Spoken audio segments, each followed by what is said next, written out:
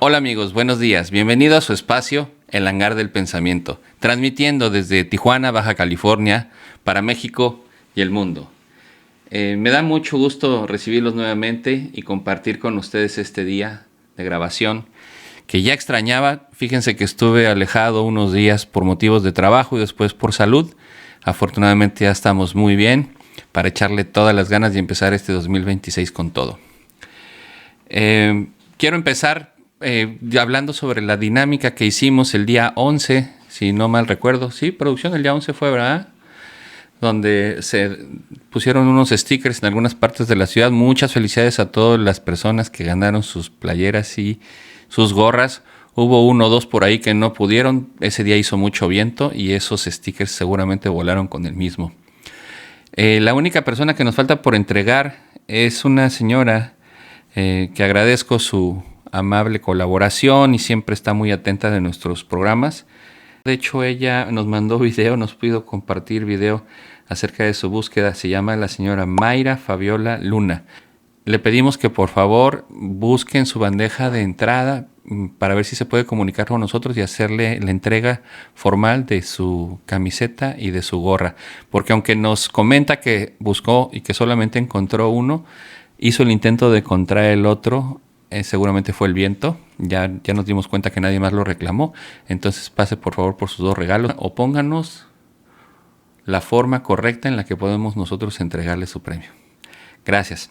También quiero aprovechar para hacer un agradecimiento a mis amigos que nos hicieron favor de regalar estos lentes de piloto.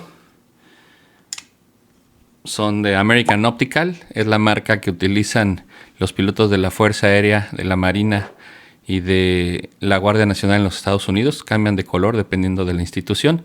Estos lentes son emblemáticos, me gustan mucho, tengo algunos de estos. Este color no lo tenía, se los agradezco mucho. Tienen este diseño con unas patas precisamente porque van dentro del casco de piloto y no se detienen, no se atoran y pueden entrar y salir del casco de combate. Muchas gracias, además de que el filtro es muy especial para volar esas altitudes y no oscurecer la cabina y tener una mejor visión. También quiero agradecer a Shelly y a sus hijas por haberme hecho este regalo tan bonito. Muchas gracias, se los agradezco. Lo vamos a poner próximamente en una moto. En la moto que tiene, de hecho, los stickers estos de Top Gun. Es una moto C50 Boulevard de 800 centímetros cúbicos que tenemos y verán, ya les mandaré fotografías de cómo luce. Les agradezco mucho el gran detalle, muy bonito. Muchas gracias. Y bueno, pasemos al tema. Fíjense que íbamos a tener un invitado el día de hoy, tuvo desgraciadamente un problemita, no pudo acompañarnos, se reportó. Ojalá que puedas resolver ese tema, de veras te lo deseo. Y no te preocupes, ya habrá tiempo para que la próxima nos veamos aquí. Entonces vamos a aprovechar, como teníamos siempre como piloto, nuestro plan B. Si no podemos aterrizar en nuestro destino, siempre tenemos un alterno, un plan B que seguir. Y en el día de hoy teníamos ya un cúmulo de preguntas que nuestros amigos nos habían hecho el favor de ir preguntando en el proceso. Y ya hicimos un pequeño resumen, un compendio, y vamos a tratar de darle respuesta a todas estas preguntas, ya que el tema de aviación se ve que a todo el mundo les gusta mucho. Bueno, sin más por el momento y después de este breve inicio, despegamos. Bueno amigos, una de las preguntas que tenemos aquí del público dice, es respecto a un video que hicimos de la carga de combustible. ¿Quieren saber un poco más acerca de eso? Vamos a complementar un poco más ese video corto que se ha estado transmitiendo acerca de cómo se carga de combustible un jet. Miren, hay diferentes tipos de combustible. Está el jet que se carga normalmente, todas las jet que se denomina jet por las turbinas. Está el jet que se carga con turbocina. La clasificación más común para ese tipo de combustible es el jet A. Es el que normalmente utilizamos en la aviación.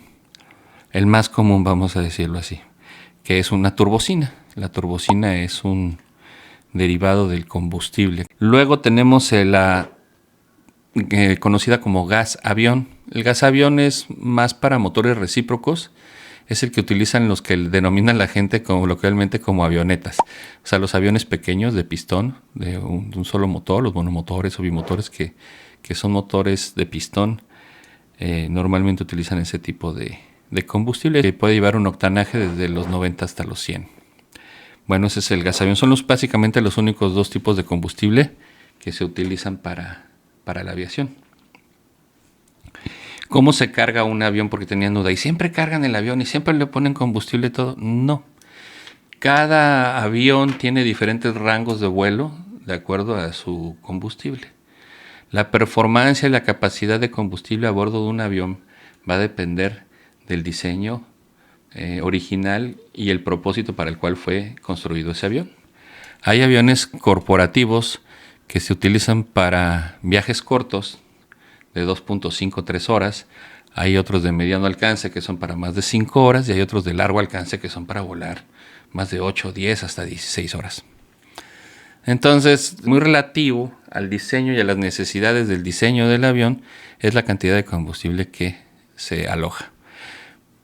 También va en relación al peso máximo de despegue de ese avión, ya que en un avión, cada vez que uno inicia un despegue, los cálculos nos llevan a hacer una suma de todos los elementos que lo integran. Pueden ser la carga, el payload, o sea que se refiere a carga de paga o carga de pasajeros, o sea, se refiere a sus equipajes, los pasajeros por sí mismos y el peso del avión más el peso del combustible.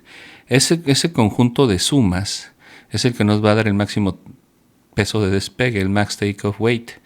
Ese peso máximo de despegue va a ir relacionado y va a ir modificado o calculado en base a las diferentes condiciones que se presenten en el momento para nuestro despegue, tales como no es lo mismo un avión despegando, digamos así, de la Ciudad de México que despegando de Acapulco con la misma cantidad de pasajeros, con la misma cantidad de carga. ¿Por qué? Porque Acapulco está a nivel del mar y la Ciudad de México está a 7.340 pies. Esa diferencia, por ejemplo, ahí lo que nos marcó fue la altitud. La altitud es la que nos va a restringir el peso en el que podamos nosotros sacar para que el avión, tanto como en Acapulco como en la Ciudad de México, cumplan con eso que algunos capítulos atrás hablamos sobre la falla de motor. Entonces, la cantidad de combustible va en relación a muchos factores. Puede ser el llegar o el poder despegar. Si yo tengo pocos pasajeros, puedo poner más combustible. Si tengo muchos pasajeros, tengo que poner menos combustible para mantener el balance. Con ese tipo de números se juega, siempre y cuando ambas cosas nos den la pauta para poder llegar a nuestro destino. Si llegara un momento donde, yo creo que alguna vez les ha pasado en la vida, ¡ay, no llegó mi maleta, no llegó mi equipaje! Es porque seguramente si hubo una demora, si cambiaron las cuestiones climatológicas, subió la temperatura, restringió el despegue y el peso máximo de despegue. Entonces el piloto tuvo la necesidad de tomar una decisión, o me llevo maletas o me llevo combustible. Y pues obviamente siempre va a ser prioridad el combustible, ¿verdad? Recuerden, el avión puede volar sin un motor, puede volar sin hidráulico, puede volar sin una pierna de aterrizaje, sin muchas cosas, pero el avión no vuela sin combustible. Entonces, una de las partes más importantes de la programación y planeación de un vuelo es el combustible. Espero que eso conteste la pregunta de por qué no siempre se llena el tanque de combustible al máximo. Todo va en relación a un cálculo previo para cumplir con todos esos factores de nuestro despegue y ruta.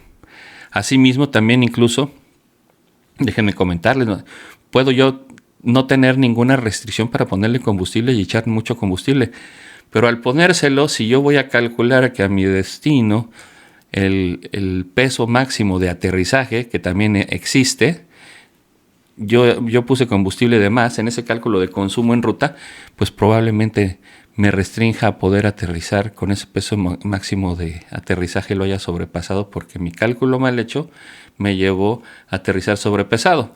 ¿Y en qué se va a traducir eso? Pues en un daño estructural.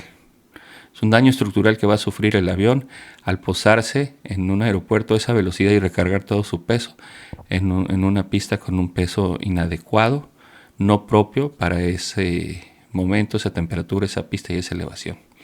Todo es un cálculo matemático, Existen tablas que ya un ingeniero en aeronáutica, unos estudios se dedicaron a hacer todos los posibles cálculos y dijeron, bueno, en base a estos cálculos, bajo estas condiciones, con este escenario, usted deberá hacer bla, bla, bla esto. Y nosotros lo único que tenemos que hacer es ser muy listos y lo único que tenemos que hacer nosotros es después de un entrenamiento que los ingenieros nos dieron, que la empresa nos proporciona y el fabricante, saber cómo desarrollar ese tipo de cálculos en una forma efectiva, eficiente y rápida, porque también eso implica pues agilidad, ¿verdad? Ya se hicieron esas tablas, nada más es la interpretación, saber cómo entrar a esas gráficas y rápido sacar esos valores para poder hacer un vuelo ágil. Si no, imagínense, también sería un vuelo 3 horas para que los pilotos calculen. Hombre, sería imposible. Bueno, espero eso haya contestado la pregunta. Ya se me secó. Voy a tomar un traguito de café. Wow, qué rico es el café en la mañana, ya lo extrañaba. Bueno, tenemos también una pregunta aquí que digo es muy válida. Dicen la llave del avión. ¿Cómo es la llave del avión? Sí, claro que es una pregunta muy válida. Miren, en los aviones, volviendo a los aviones pequeños, los aviones denominados coloquialmente avionetas, existe una llave pequeñita que se utiliza para abrir el avioncito, la puerta, y para colocarlo en el tablero, que una vez abriendo, digamos, como en los carros, la ignición o abriendo ese candado eléctrico, nos da la oportunidad de poder, no quiere decir con esa llave se arranque, sino es como un interruptor que abre y a través de unos botoncitos, switch y demás, se puede iniciar el arranque del motor de ese avión. Al fin y al cabo, como se los dije, son aviones con motores recíprocos, de cilindros, de pistones. Motores, digamos, convencionales. Ahora, en los aviones jets ya no es el caso. La llave únicamente sirve para abrir la puerta del avión, como para asegurar que nadie se meta o que asegurarlo, nada más. Los jets se encienden, se arrancan, se encienden, se ponen en marcha a través de un procedimiento de energizar el avión, a través de unos botones, unos switch. Cada avión es de forma diferente, no todos los aviones son los mismos procedimientos. Pero sí llevan una lógica, un mismo sentido.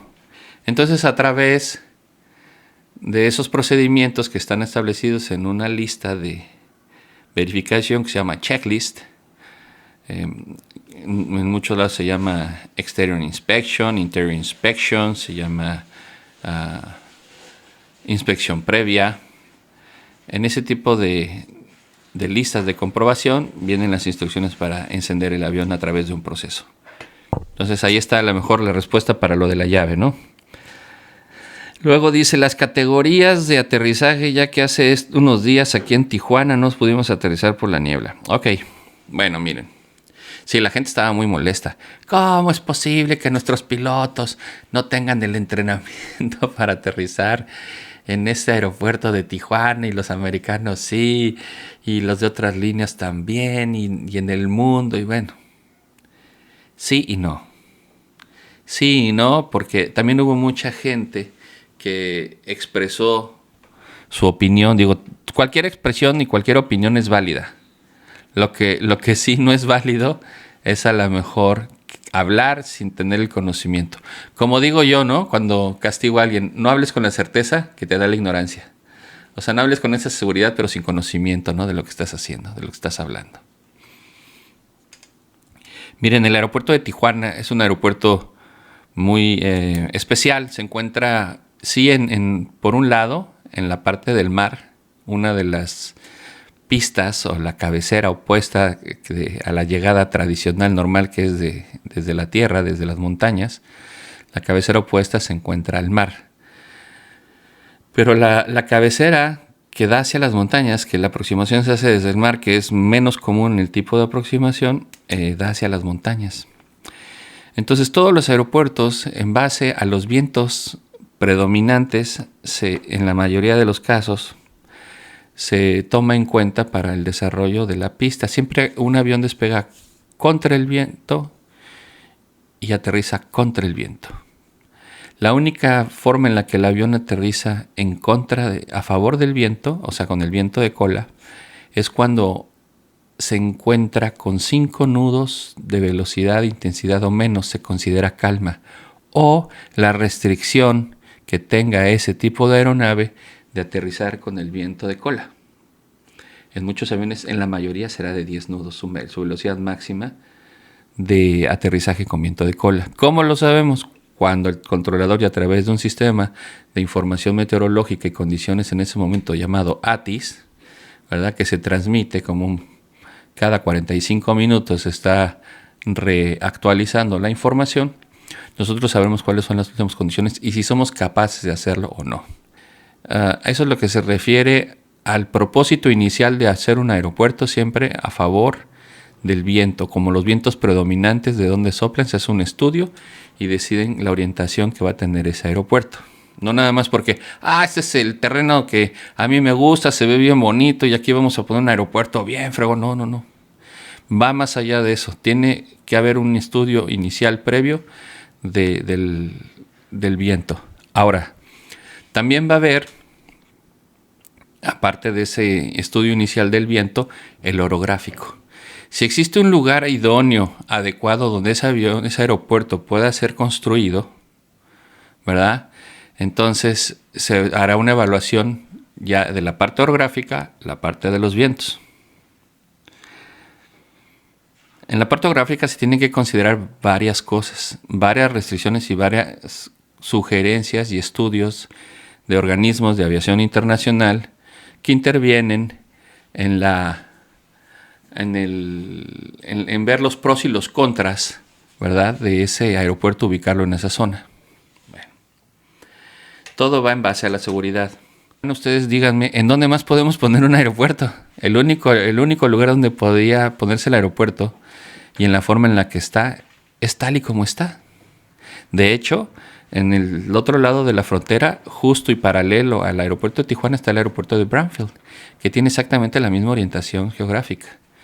Es decir, no nada más por el tema fronterizo, sino también por los vientos predominantes, que siempre soplan en este lugar donde nosotros estamos, del mar hacia la montaña, casi todo el día. Entonces, bueno, el aeropuerto de San Diego International, que se encuentra unos 20 más o menos kilómetros al norte sobre la costa, sobre el shoreline de California, tiene otro tipo de condiciones. Está más libre de obstrucciones orográficas. La montaña es más baja y la montaña está más lejos. Por lo tanto, el área donde se puede desarrollar y hacer las aproximaciones es más plana y tiene otro tipo de categoría donde se puede llegar y aterrizar en mejores condiciones con niebla más densa. Es decir, no culpemos ni a los pilotos mexicanos, ni culpemos los procedimientos si no conocemos. La niebla, cuando entra a un lugar como geográficamente es Tijuana, normalmente esa niebla viene del mar. Esa niebla viene soplando del mar con un viento muy pobre, muy suave. Y por lo regular, en esta época del año, en diciembre, después de las 6, 7 de la noche, se planta la niebla y no se quita hasta el otro día a las 8 o 9 de la mañana. ¿En qué nos restringe? Ahora sí vamos al tema que todos dicen, no, es que el aeropuerto... Hoy vamos a eso. Cuando se hizo todo ese diseño original acerca de la decisión de poner ese aeropuerto en ese lugar, se tuvo que haber tomado una consideración, es decir, este aeropuerto no puede operar más que en ciertas condiciones y va a ser autorizado bajo ciertas categorías, en base a todo esto que decimos, ¿verdad? Las limitaciones para despegar y aterrizar por condiciones de niebla o obstrucción a la visión son muy diferentes para el despegue que el aterrizaje. El despegue siempre es menos restrictivo. Hay veces que dicen, pero es que los aviones de sí están saliendo y sí están volando. No. Es que no es que esté abierto el aeropuerto.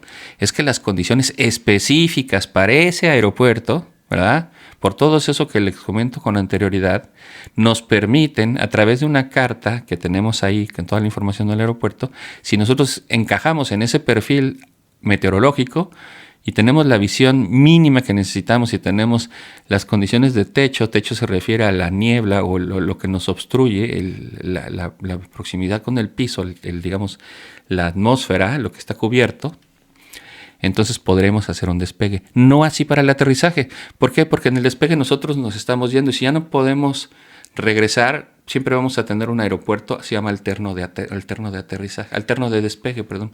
Siempre tendremos un aeropuerto alterno de despegue. ¿Qué quiere decir alterno de despegue? Que si nosotros por condición podemos despegar ese aeropuerto, pero el mínimo para regresar está bajo o por debajo de lo que necesitamos, tendremos nosotros que buscar un aeropuerto donde ahora aterrizar si tenemos algún problema. En el caso de Tijuana es muy natural que sea Mexicali. Nosotros despegamos de Tijuana con alterno despegue en Mexicali. ¿Por qué Mexicali? Porque Mexicali, por su condición de desierto, orografía y la zona en donde está y los vientos predominantes, el 99% del año está despejado. Son muy raras las ocasiones que aunque Tijuana esté lleno de niebla, Mexicali esté cerrado. El problema que tiene Mexicali es que es un aeropuerto que no tiene mucho tráfico, por lo tanto no es un tráfico muy grande y con muy pocos aviones se satura y se cierra y se deja de ser una opción. Y trae un problema de logística con las otras aerolíneas, ya que Tijuana pues tiene un vuelo prácticamente cada, pues no sé, yo creo que podría decir que cada hora o cada 45 minutos, o sea, de tener unos 40 vuelos al día, no lo sé en la actualidad, pero muchísimos. Así Mexicali, que siendo la capital, tiene un aeropuerto pues con un tráfico mucho menor y no es tan solicitado como Tijuana. Bueno, entonces ahí ya estamos, ya espero que con esta plática ustedes se vayan imaginando todo lo que les estoy diciendo, porque de eso se trata este espacio, de que ustedes entiendan en una forma muy coloquial, en una forma muy normal, que es sin tanta complicación y tanto tecnicismo, y se vayan imaginando como una película lo que yo les estoy explicando, ¿verdad? ¿Qué más les puedo decir? Ahora, bueno, ya hay aeropuertos como el aeropuerto de Heathrow en Inglaterra o como otros aeropuertos que todo el año tienen condiciones muy frecuentes de niebla y niebla muy espesa y baja. Es un aeropuerto también y un país que se encuentra en la costa atlántica en el norte, donde las características de humedad y de temperatura generan siempre mucha niebla y lluvia todo el año. Por lo tanto, pues tuvieron que, en base a eso, desarrollar un estudio acerca de la factibilidad de las aproximaciones y de los despegues para que pues no fuera un conflicto, sino el aeropuerto estaría inoperativo todo el año. Entonces, bueno, ya habiendo platicado eso, ahora viene otro tema, las categorías. Las categorías. Hay categorías de aterrizaje. La primera categoría y la más básica para todos es la categoría 1, que se llaman 200 pies y media milla. 200 pies se refiere a que del suelo al techo de las nubes, donde ya no hay nada, haya 200 pies como mínimo, ¿verdad? Para que el avión, al momento que llega, rompa esa capa y en 200 pies, que prácticamente no es nada, pueda tener contacto en la pista y hacer un aterrizaje en forma segura. Ese se llama categoría 1, 200 pies y media milla de visibilidad. Estamos hablando de casi 1 kilómetro. Y de ahí van bajando, se va a convertir en categoría 2, y en categoría 3, y en categoría 3A, B y C. De tal manera que la categoría 13 es la 0 visibilidad, 0 techo, 0, 0, ¿no? Y para eso tendrá que haber 3 factores importantes. Tendrá que estar certificado el aeropuerto, y tendrá que tener los sensores activados para ese tipo de sensibilidad que necesitan comunicarse el avión y la facilidad o la parte electrónica en tierra. Hacer como un feedback, una información donde tengan los dos una información correcta, donde se estén comunicando y sea real y lo más fidedigno que se pueda para que sea una aproximación segura, para que no estemos yendo a un lugar falso, erróneo tan cerca del suelo y provocar un accidente. Entonces, necesitamos 3 factores. El aeropuerto activado y certificado con un mantenimiento para que cada determinado tiempo se efectúen ese tipo de aproximaciones reales. Porque además se tienen que hacer para verificar que el sistema está trabajando. 2, el avión tiene que estar equipado, certificado y tener un mantenimiento especial para poder efectuar ese tipo de aproximaciones. O sea, puede tener el equipo, pero si el avión no está certificado y está bajo un programa de mantenimiento que lo esté monitoreando, tampoco es válido. Ahí en ese momento deja de ser opción. Y número 3, el piloto tiene que tener ese entrenamiento que se llama Low Visibility Approaches o Low Visibility Operations, donde está entrenado en el simulador más veces de lo que normalmente un piloto está y debe de tener en el año cierto número de aproximaciones en esas condiciones reales para mantener certificado. Entonces vean todo lo complejo que es y todo, señores, está hecho en base a su seguridad. Así es que es mejor que un día, si les llega a pasar eso en Tijuana, den gracias de que a veces están bajo mejor. La autoridad no está permitiendo ni las aerolíneas que se efectúen ese tipo de aproximaciones porque no hay las condiciones que reúnan la seguridad para ustedes. Ahora ya después de esta plática puede ser aburrida para unos, puede ser para otros, la producción ya se está durmiendo, pero no me importa. Yo les estoy diciendo a ustedes lo que tienen que saber. Ojalá y que le pongan atención a esto y que les haya servido, porque es una forma de hacerlos entender. A veces no es bueno hablar sin bases, no es bueno juzgar sin bases. Hay que tener el conocimiento, ¿verdad? Es muy fácil descalificar.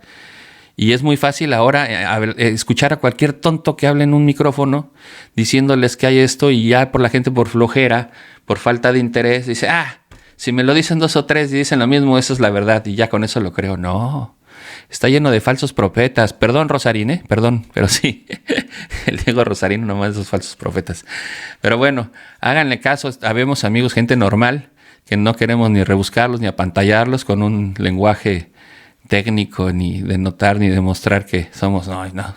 El chiste es que todos aprendamos, que todos disfrutemos y que todos avancemos, ¿verdad? Y ese es el propósito de este podcast. Bueno, ahora pasando ya a otra pregunta. Aquí tenemos una pregunta de Geraldine, que dice que es que si el avión puede planear sin motores. Bueno, les voy a decir algo. Los aterrizajes y las aproximaciones son siempre sin motores. Sin motores no quiere decir apagados. Pero cualquier descenso en la aviación es sin motores. Bueno, debe ser sin motores. Desacelerado. Es una caída libre. El avión es como un pájaro. Está hecho para volar. Entonces, de acuerdo a su diseño del ala y su perfil aerodinámico, él va a descender con una cosa que se llama gradiente. Un gradiente es un ángulo de descenso en base a ese peso. Va a tener en base a ese peso y ese diseño una velocidad óptima. ¿Qué se refiere a esa velocidad óptima de drift down speed? Se llama drift down speed.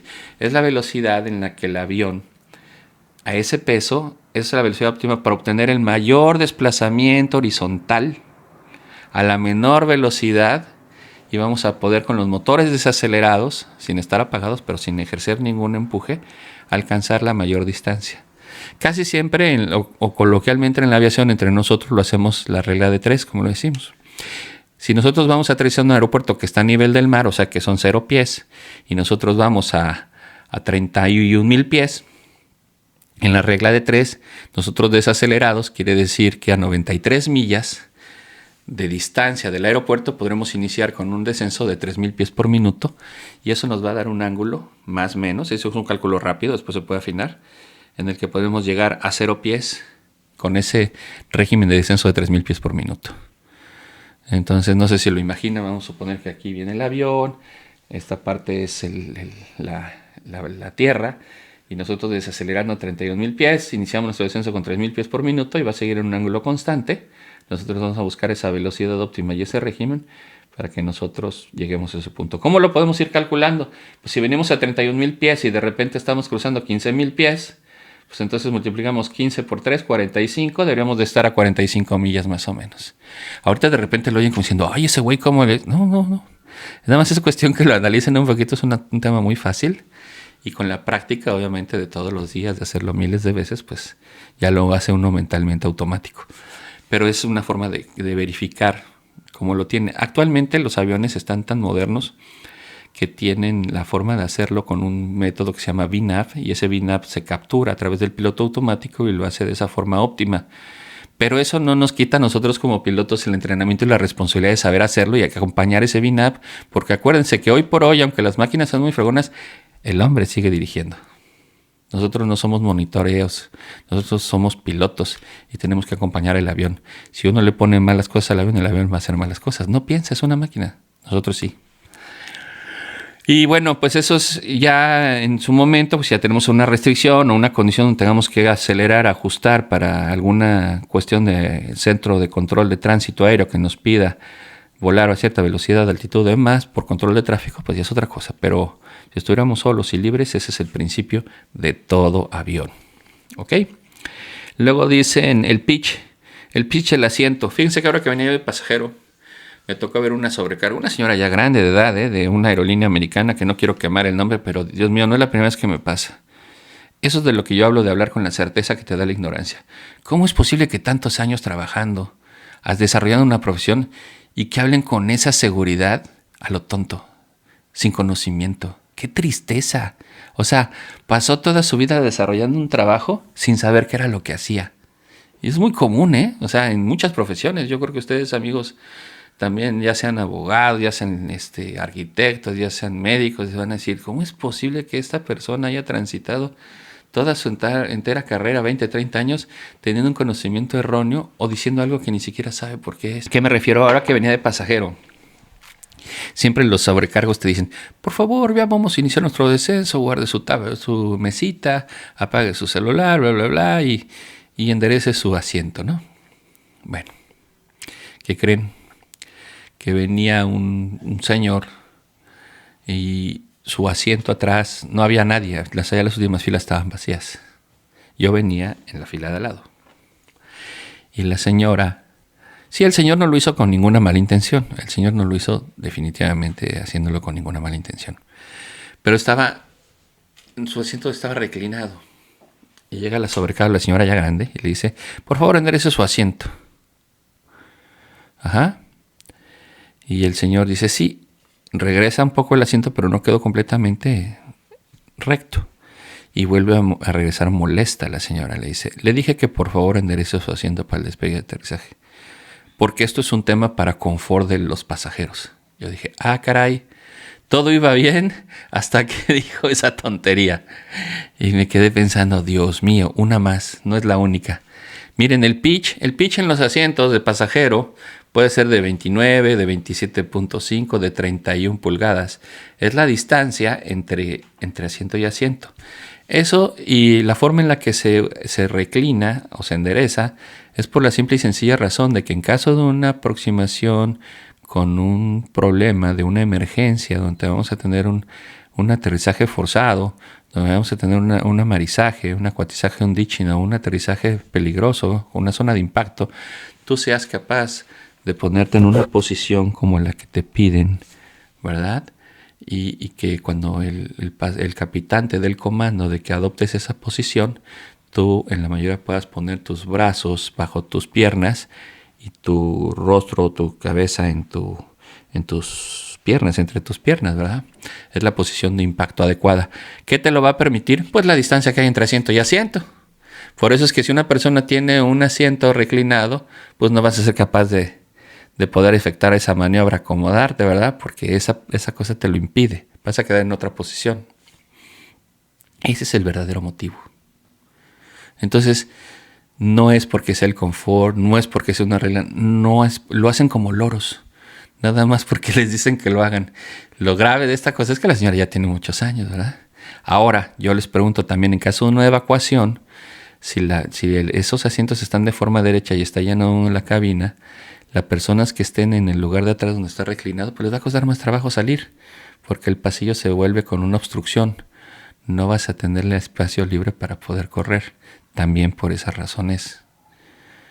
Pero si atrás de ese señor ya hay 2 o 3 filas donde no hay nadie, el señor es el último de la fila, prácticamente junto conmigo, ¿quién es al que le vas a atorar para que se escape, verdad? Si es una cuestión de reglas, sí, pero también es una cuestión de sentido común. Si esa persona atrás de ellos ya hay 3 filas, ya se acabó el avión y no hay nadie más y ese señor está reclinado, pues va a tener más espacio para poder salir rápido, porque no le va a estorbar a nadie atrás. Al contrario, su propio espacio lo está haciendo más amplio, va a tener más oportunidades de vivir. Pero bueno, eso es lo que se refiere al pitch.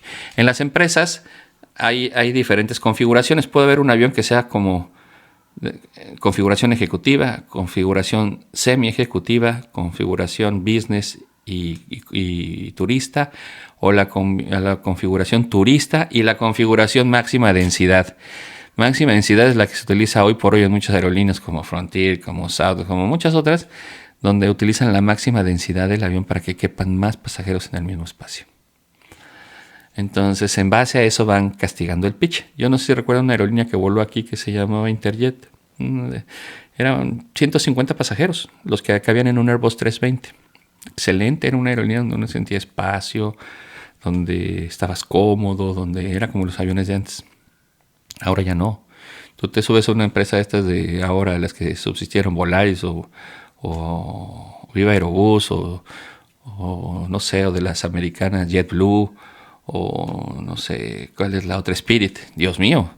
O sea, no es más espacios entre asientos, es el mismo, más asientos en el mismo espacio. Todo por la cuestión de la economía, darte el boleto más barato y demás. Híjole, ponen en una rayita todo el confort y todo por el tema del dinero. Y ya no son ni tan baratas, ¿eh? Te empiezan a cobrar 2 o 3 pesos hasta por respirar y al final terminas pagando lo mismo prácticamente que una línea aérea regular de bandera. Entonces ahí también, pónganse las pilas con eso. Y bueno, pues creo que alguna otra pregunta que se me escape por ahí. No, son todas, ¿verdad? Las que nos mandaron. Sí, aquí hay una de turbulencia. La turbulencia, ¿cómo la controlas? Híjole. Bueno, pues ahora sí que ya vamos a iniciar el descenso. Con esta me despido. Esto es muy rápida. Todos los aviones tienen una velocidad de penetración de turbulencia. Varía en muchos aviones. Por ejemplo, en el que yo vuelo actualmente es 0.73 de Mach. Cuando estoy volando arriba de 26,000 pies. O son 250 nudos indicados. Abajo de 25,000 pies. Y esa es la velocidad en la que el planeador, en la que la estructura va a tener su mejor resistencia. Recuerden que un ala de un avión es tan flexible que puede deflectarse hasta 7 metros. ¿Verdad? Nosotros vamos a entrar en esa envolvente donde nosotros vamos a permitir que el fuselaje, lo que tenemos a bordo y todo el avión esté en una mejor condición, no tengamos un daño estructural por una turbulencia severa. Vamos a buscar, y si aún así es persistente y continúa, buscaremos niveles óptimos, mejores, para poder salir de esa turbulencia. Ya si no nos es suficiente o al bajar de altitud castigamos nuestra performance por el combustible, bueno, pues tendremos que aterrizar. Son casos extremos, pero para todo hay una explicación, para todo hay una salida, siempre y cuando nosotros tengamos el conocimiento y la habilidad y la experiencia para poder hacerlo. Y llevar nuestro destino con seguridad, que es la prioridad siempre de la aviación. Y pues amigos, ha sido un honor tenerlos nuevamente, ya extrañaba estar aquí con ustedes. Espero que les haya servido todo esto que platicamos, créanme que ese es mi único objetivo. Me complace mucho que algunas personas me hayan, me complace mucho que muchas personas me lo agradezcan, me lo confirmen. Y nuevamente, muchas gracias. Muchas gracias, thanks a lot, thanks very much. Appreciate it. Y estamos autorizados para el descenso, aproximación y aterrizaje en la pista 26 del aeropuerto Brownsville en Tijuana. Tengo el aeropuerto a la vista ahí. Aterrizamos, amigos, muchas gracias. Nos despedimos, nos vemos la próxima. Un placer. Hasta luego.